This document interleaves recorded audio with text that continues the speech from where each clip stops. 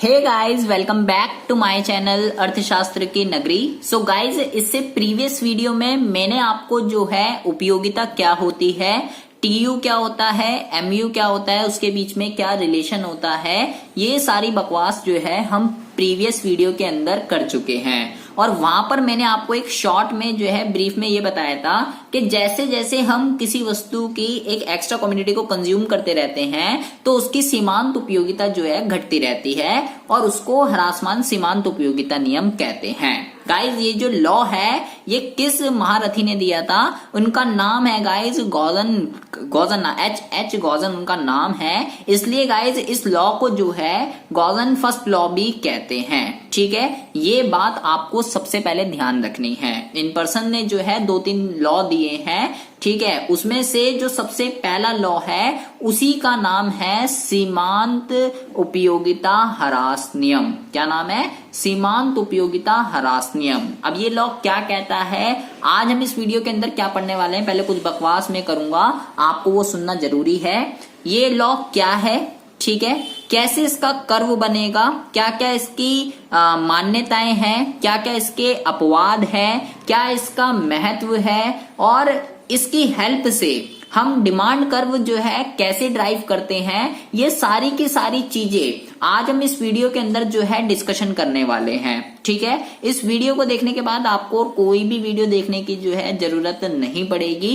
ये वीडियो उन सभी बच्चों के लिए है जो बीए बीकॉम फर्स्ट ईयर और फर्स्ट सेमेस्टर में है और जिनके पास जो है माइक्रो इकोनॉमिक्स सब्जेक्ट है। ठीक है जी, अब बकवास बहुत हो गई है, मुद्दे पर आते हैं कि भैया गॉजन का फर्स्ट लॉ जो है वो क्या कहता है।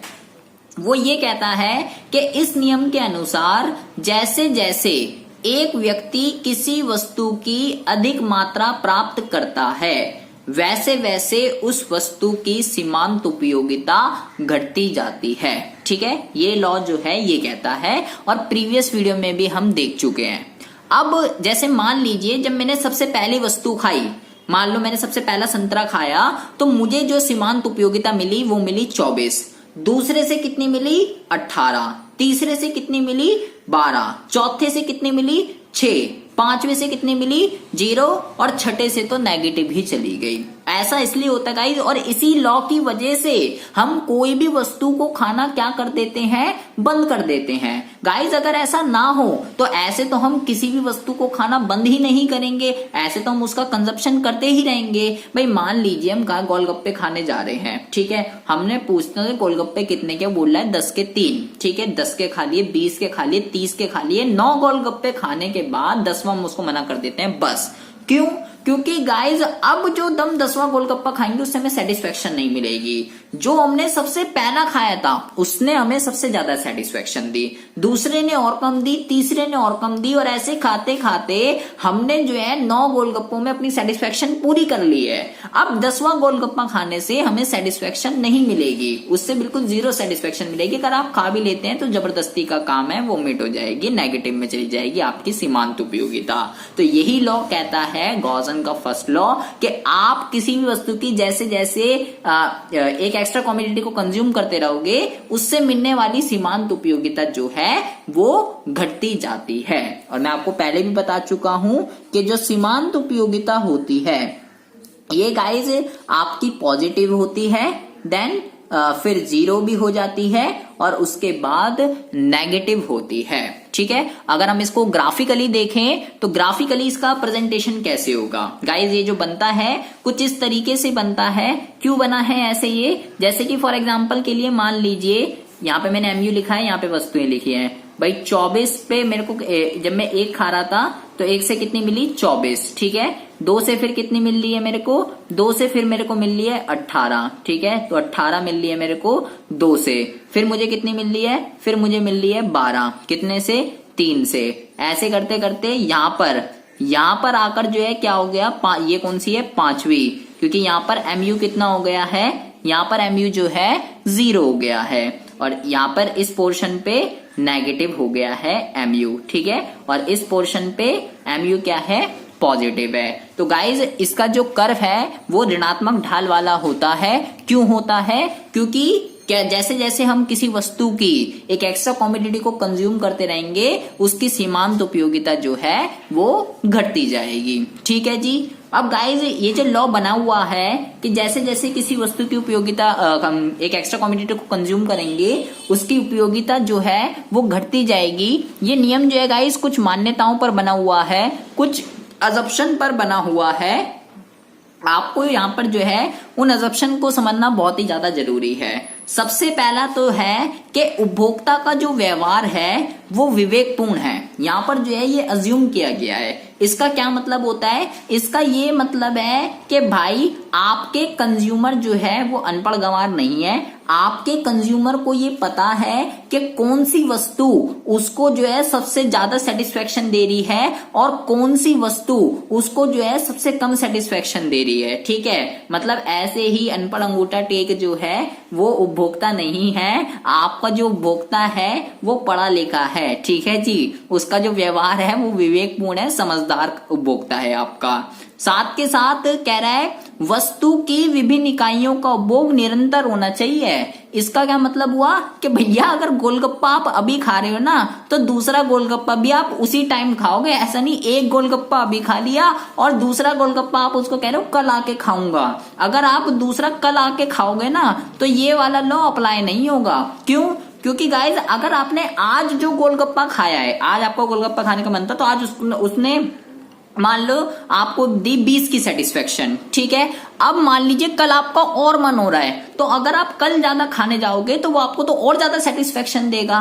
तो कह रहा है ये लॉ अप्लाई तभी होगा जब आप ऑन द स्पॉट क्या कर रहे हो, वस्तुओं को कंज्यूम करते ही जा रहे हो, तब ये लॉ अप्लाई होगा। अगर टाइम का गैप आ गया बीच में तो गाइज ये लॉ अप्लाई नहीं होगा। साथ के साथ कह रहा है उपभोक्ता की विभिन्न इकाइयों का आकार, किस्म, स्वाद आदि सब समान होने चाहिए। इसका क्या मतलब होता है? अब मैंने आपको बोला आपको गोलगप्पा खाना है, ठीक है, अगर मैं आपको इतना सा टुकड़ा दे दूं गोलगप्पा का तो उससे आपको सेटिस्फेक्शन मिलेगी बहुत कम। लेकिन पूरा पानी वाली भर के उसमें आलू प्याज टमाटर डाल के सबको डाल के अगर दूं तो उससे आपको बहुत ज्यादा सेटिस्फेक्शन मिलेगी। तो ये कह रहा है जो वस्तुएं आप कंज्यूम कर रहे हो ना उनका आकार, उनका टाइप, उसका टेस्ट वो सब जो है एक जैसे होने चाहिए। अगर डिफरेंट हुए तो गाइज ये वाला लॉ जो है अप्लाई नहीं होगा। आपको पानी पीना है, प्यास लग रही है, अगर आप चम्मच से पानी पिए तो क्या सेटिस्फेक्शन मिलेगी लेकिन कम, बहुत ही कम। लेकिन गिलास से पियोगे तो सेटिस्फेक्शन मिलेगी, बहुत ही ज्यादा मिलेगी, और फिर गिलास से पियोगे तो फिर सेटिस्फेक्शन मिलेगी। तो ये वही कह रहा है कि जो वस्तुएं आप कंज्यूम कर रहे हो उनका आकार, उनका किस्म, उनका स्वाद जो है सब कुछ एक जैसा होना चाहिए। उसके बाद कह रहा है उपयोगिता का मुद्रा के माध्यम से गणनावाचक मान संभव है। गाइज यहाँ पर ये बहुत ही ज्यादा इंपॉर्टेंट है, आपको ये दोनों अजम्पशन को समझना आगे के कॉन्सेप्ट के लिए बहुत ही ज्यादा जरूरी है। कह रहा है उपयोगिता को जो है ना मुद्रा के माध्यम से गणना कर सकते हैं। सबसे पहली बात तो ये आपको इसको समझने के लिए यहाँ पे क्या, जैसे कि मान लो मैं एक फोन लेकर आया, बहुत ही ज्यादा ध्यान से सुनना है, सारा का सारा बेस जो है इसी अजम्पशन पर बना हुआ है। मान लीजिए मैं जो है एक फोन लेकर आया, ठीक है, वो फोन जो है 10,000 रुपए का था। कितने का था? 10,000 रुपए का, ठीक है। और 10 दिन बाद ही वो फोन जो है मान लीजिए खराब हो गया, ठीक है। तो हम क्या बोलते हैं, अब मैंने तो इसमें पैसे आग लगा दिए, इसकी वैल्यू तो केवल मेरे को इसके केवल 3 या 4,000 देने चाहिए थे, 10,000 का तो एक खाक नहीं है। तो फिर इससे क्या हुआ, हमने उसकी जो सेटिस्फेक्शन, जो उसकी यूटिलिटी है ना, क्या करी, मुद्रा की उसमें मेजर करी कि इसने मुझे जो सेटिस्फेक्शन दी है ना, इस फोन ने मुझे जो सेटिस्फेक्शन दी है वो केवल 3 से 4,000 की दी है, ठीक है। हमने क्या करा, उसकी सेटिस्फेक्शन को मुद्रा के रूप में जो है कन्वर्ट कर दिया। मैंने उसकी सेटिस्फेक्शन को क्या करा, मुद्रा के रूप में जो है कन्वर्ट कर दिया। तो यहां पर कह रहा है आप जो सेटिस्फेक्शन है उसका आप मुद्रा के माध्यम से गणना कर सकते हो। ये यहाँ पे जो है अज्यूम किया गया है, और जो मुद्रा की सीमांत उपयोगिता है वो स्थिर रहेगी, उसमें कोई भी परिवर्तन जो है नहीं आने वाला है। साथ के साथ जो उपभोक्ता की आय है, इनकम हो, टेस्ट हो, और या आपका फैशन हो, हैबिट हो, कुछ भी हो, इसमें कोई भी परिवर्तन नहीं आएगा। ये जैसे पहले थे ये अब भी बिल्कुल वैसे के वैसे ही रहने चाहिए। अगर इसके अंदर चेंज आया तो भैया ये वाला लॉ जो है अप्लाई नहीं होगा। तो ये इसकी 6 अजप्शंस हैं, ठीक है। बाकी को आप ये दोनों 4th और 5th आगे का जो उपभोक्ता संतुलन है वो गाइस दोनों की दोनों इसी के ऊपर बेस है, ठीक है। आपको ये बहुत ही अच्छे से समझना है, नहीं आया समझ फिर से रिवाइंड करके आप देख सकते हो। उसके बाद हमें पढ़ना है कि इसके अपवाद, या इसको आप इसकी सीमाएं भी कह सकते हो। अपवाद का क्या मतलब होता है गाइज?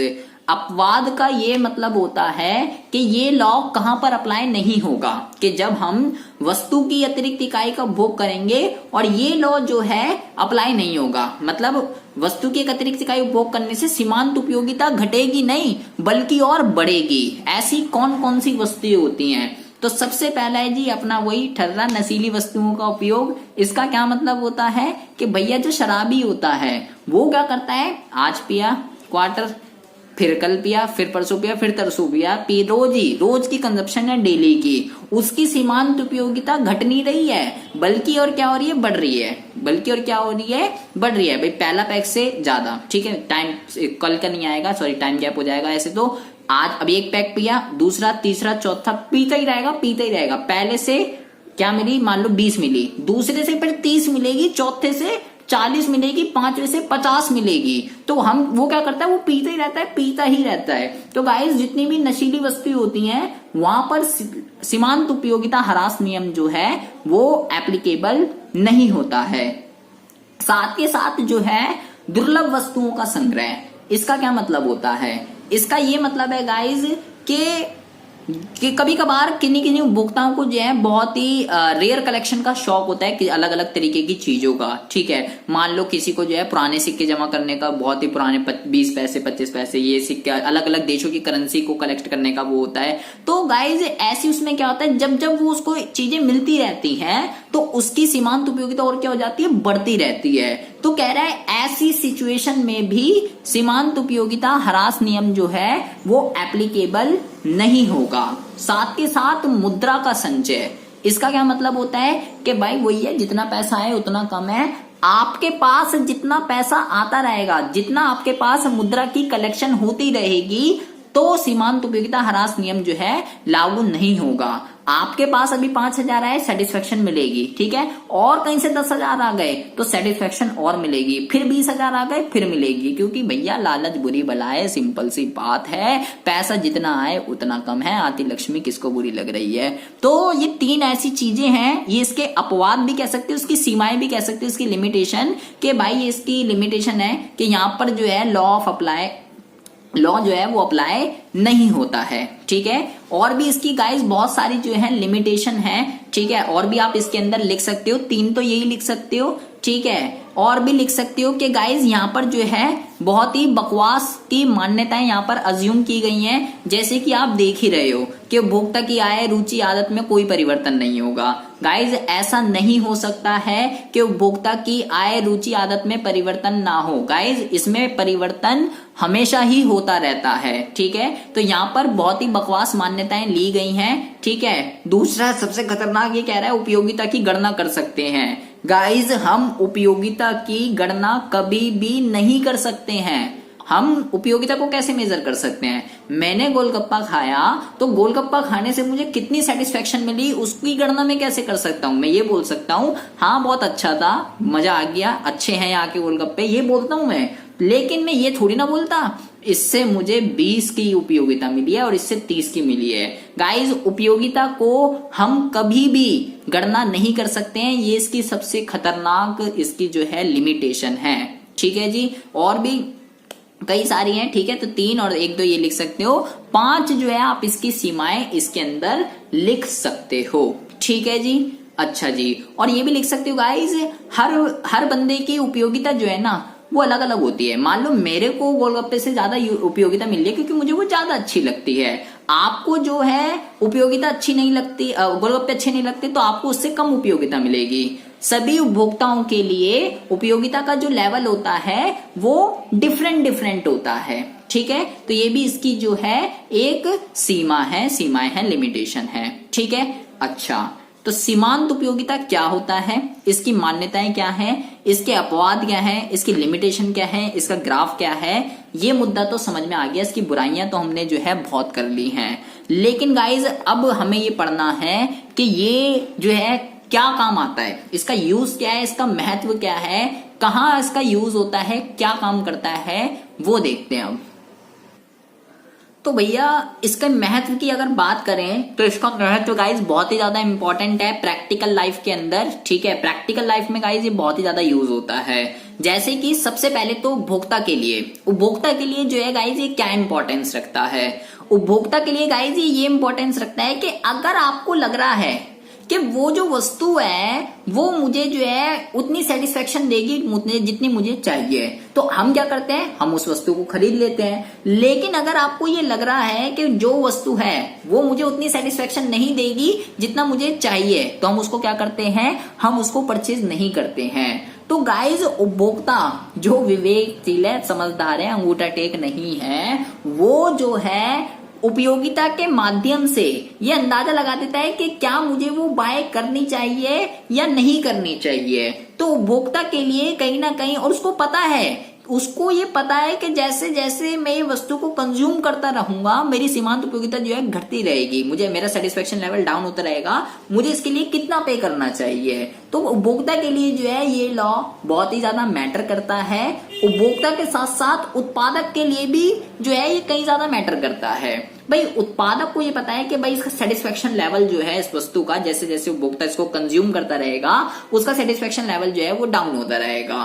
तो उसको जो है गाइज उस चीज के अकॉर्डिंग अपनी जो है ये कह सकते हो सेल पॉलिसी, कॉस्ट, हर चीज की पॉलिसी को जो है डिटरमाइन करना होता है ताकि वो अपने प्रॉफिट को जो है मैक्सिमाइज कर सके, अपना लाभ जो है वो अधिकतम कर सके। तो ये सारी की सारी चीजें वो कैसे डिसाइड करेगा गाइज, ये सारी की सारी चीजें डिसाइड करने में सीमांत उपयोगिता ह्रास नियम जो है वो बहुत ही ज्यादा इंपॉर्टेंट रोल प्ले करता है, ठीक है।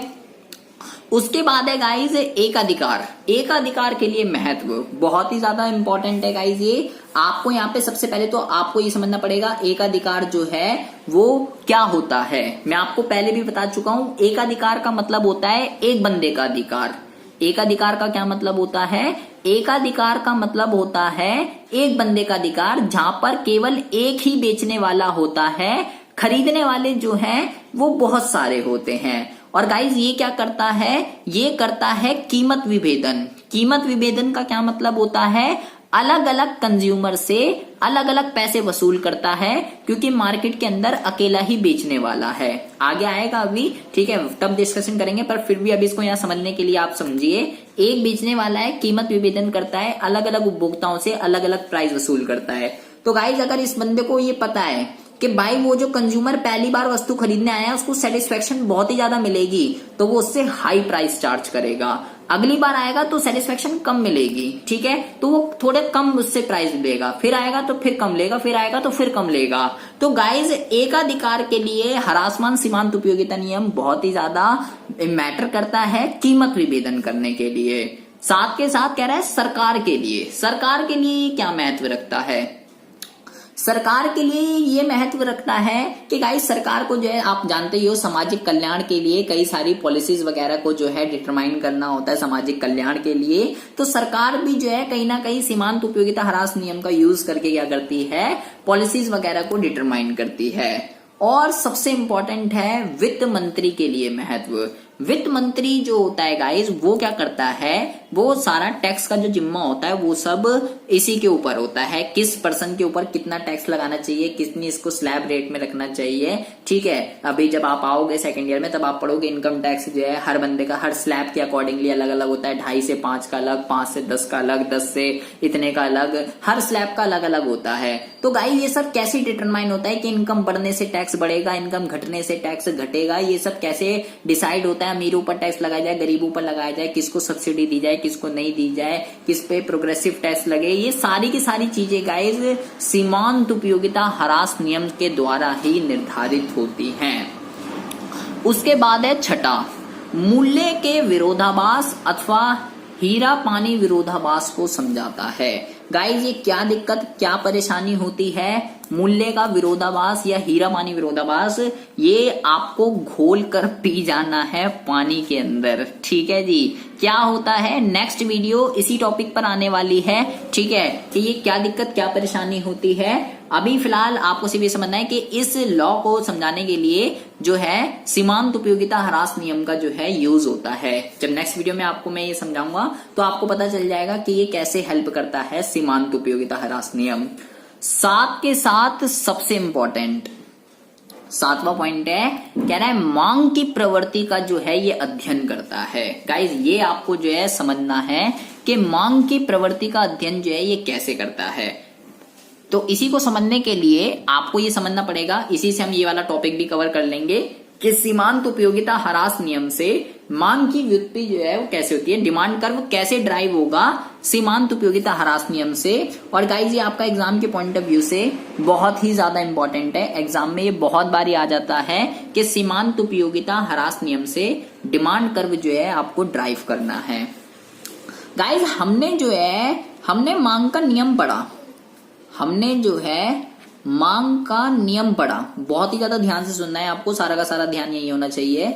मांग का नियम गाइस क्या कहता है, मांग का नियम ये कहता है कि भाई कीमत बढ़ेगी तो भैया मांग घट जाएगी, और कीमत जब घटेगी तो मांग क्या हो जाएगी, बढ़ जाएगी। ये जो है मांग का नियम कहता है।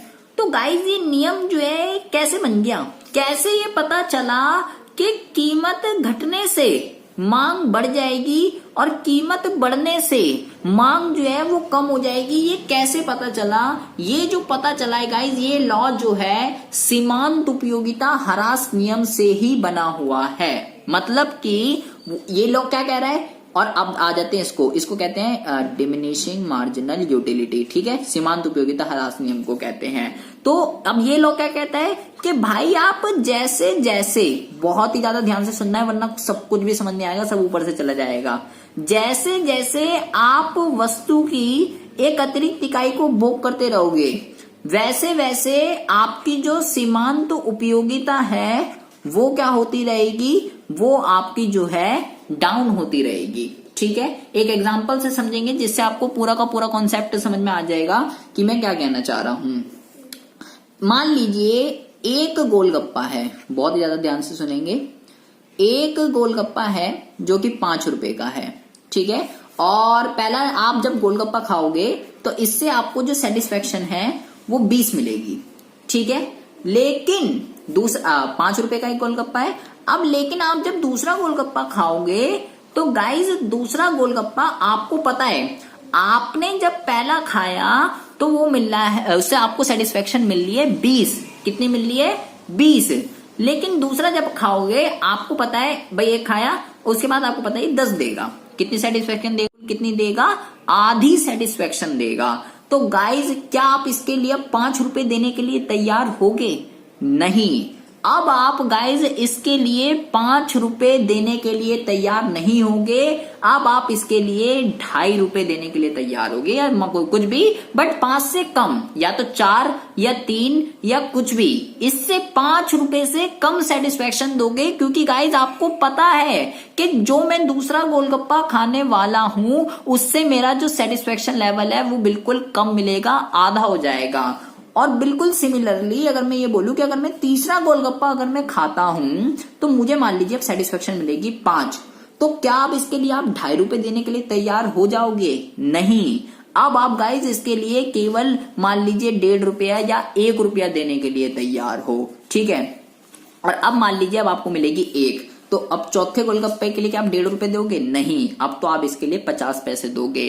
तो गाइज यहां पर आपको मैं क्या समझाना चाह रहा हूं, बहुत ही ज्यादा ध्यान से सुनना है। अब मैं जो लाइन बोलने वाला हूं दिमाग में फिट कर लेनी है, सेट कर लेनी है कि उपभोक्ता जो है अगली वस्तु तभी कंज्यूम करता है, उपभोक्ता अगली वस्तु जो है तभी कंज्यूम करता है अगर उसकी कीमत जो है वो कम होगी। उपभोक्ता दूसरी वस्तु पर पैसे तभी खर्च करता है जब उसकी कीमत जो है वो गिरेगी, क्योंकि गाइस उसको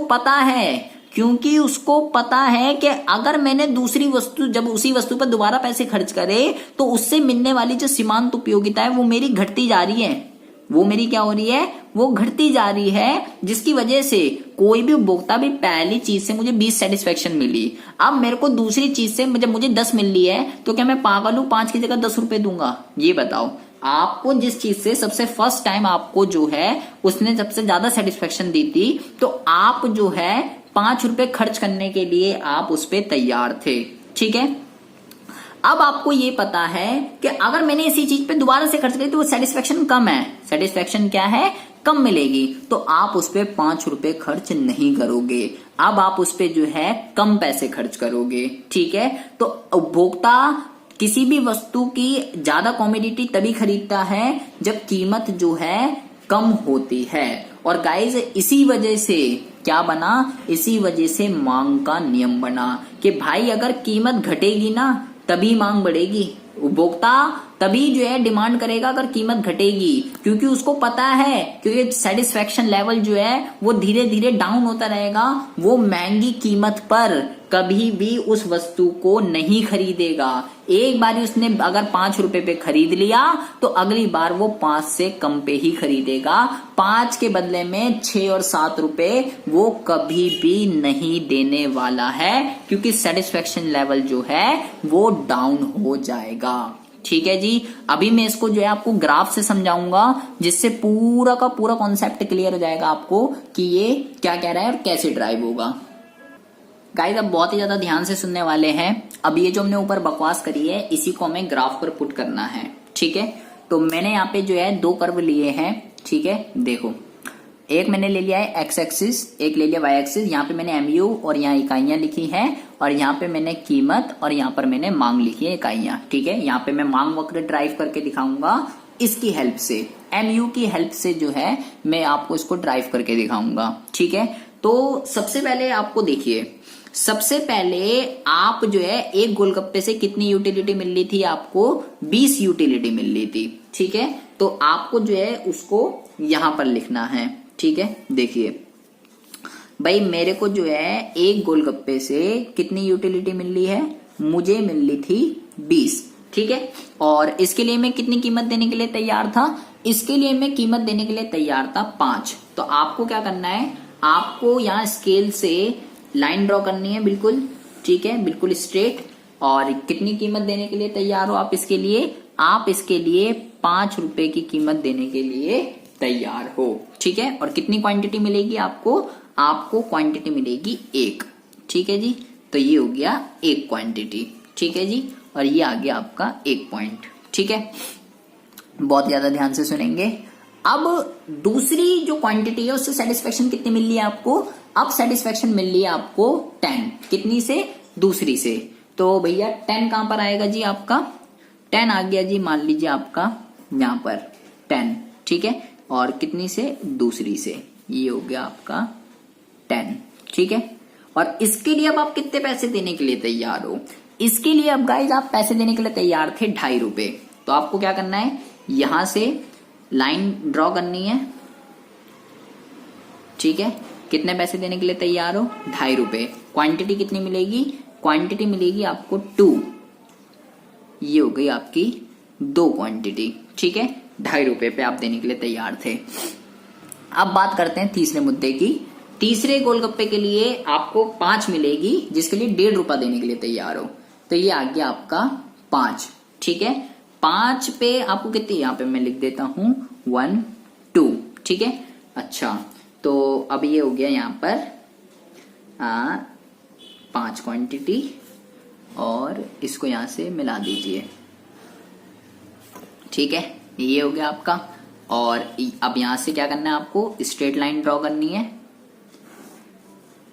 और ये हो गया आपका तीसरा, ठीक है। 3 क्वांटिटी और कितने रुपए देने के लिए तैयार हो आप इसके लिए, 1.5 रुपए देने के लिए तैयार हो, ठीक है जी। तो बस आपका काम हो गया। आपको क्या करना है, दोनों को मिला देना है। ये जो तीनों आए हैं इसको मिला दीजिए, ठीक है, इसको आप मिला दीजिए, ये मिल जाएगा यहाँ पर, और इसको मिला दीजिए, ये मिल जाएगा आपका यहाँ पर, ठीक है। तो ये जो बन गया आपका, ये क्या बन गया आपका, ये बन गया आपका डी, और ये जो बन गया आपका, ये क्या बन गया आपका MU, ठीक है। अब यहाँ पर जो है एक बहुत ही ज्यादा इंपॉर्टेंट बात ध्यान में रखनी है गाइज, MU जो है नेगेटिव भी आ जाता है, MU जो है वो नेगेटिव भी आ जाता है, ठीक है। ये ऐसे भी बन सकता है, ये जो है ये यहाँ पर ये ऐसे भी बन सकता है, क्योंकि अभी ने प्रीवियस वीडियो में पढ़ा है, ठीक है। 0 भी हो सकता है और नेगेटिव में भी आ सकता है। तो गाइज उपभोक्ता जो है कभी भी इस पोर्शन के लिए, इस वाले पोर्शन के लिए कभी भी पैसे नहीं देता। जो MU का ये जो ऋणात्मक वाला ये जो भाग है ना, ये वाला, ये कभी भी यहाँ पर नहीं बनेगा। क्यों भाई, जब उपभोक्ता को ये पता है कि उससे मिलने वाली सीमांत उपयोगिता जो है वो नेगेटिव में है, तो वो क्यों उसके लिए पैसे पे करेगा। ये तो सिंपल सी बात है, अपने वही है अपने पैर पे कुल्हाड़ी मारना। तो गाइज जो MU का ये जो नेगेटिव पोर्शन है ये कभी भी डिमांड का ड्राइव नहीं करता है, केवल यहाँ रहेगा, ठीक है। ये बात आपको ध्यान रखनी है, कहीं बिल्कुल इसी के जैसे यहाँ पे ड्राइव कर दो। केवल मैंने 3 पॉइंट लिए हैं, आपको भी 3 पॉइंट लेने हैं, इनको नाम दे सकते हो ABC, ठीक है, A', B' और C', ठीक है जी। तो ये है ये सारा का सारा मुद्दा कि सीमांत उपयोगिता ह्रास नियम से जो है मांग वक्र कैसे ड्राइव होता है। सीमांत उपयोगिता नियम क्या होता है, सीमांत उपयोगिता ह्रास नियम, ठीक है, क्या होता है, क्या इसकी मान्यताएं हैं, क्या इसकी सीमाएं हैं, क्या इसके अपवाद हैं, क्या इसका महत्व है और कैसे ड्राइव होगा, ये सारी की सारी चीजें आपको इस वीडियो के अंदर जो है मैंने आपको बता दी हैं, ठीक है। इसमें आपको कुछ भी समझ ना आया हो, कोई भी डाउट हो, कोई भी इश्यू हो, आप मेरे को कमेंट बॉक्स में कमेंट कर सकते हैं। चैनल पर अगर पहली बार आए हो तो प्लीज इस चैनल को सब्सक्राइब करके बेल आइकन को जरूर प्रेस कर लीजिए। आपके लिए मैं ऐसी इंटरेस्टिंग वीडियो रोजाना इस चैनल पर अपलोड करता रहता हूँ। मिलते हैं आपसे नेक्स्ट वीडियो में ऐसी इंटरेस्टिंग टॉपिक के साथ। तब तक के लिए have a good day, bye bye, take care.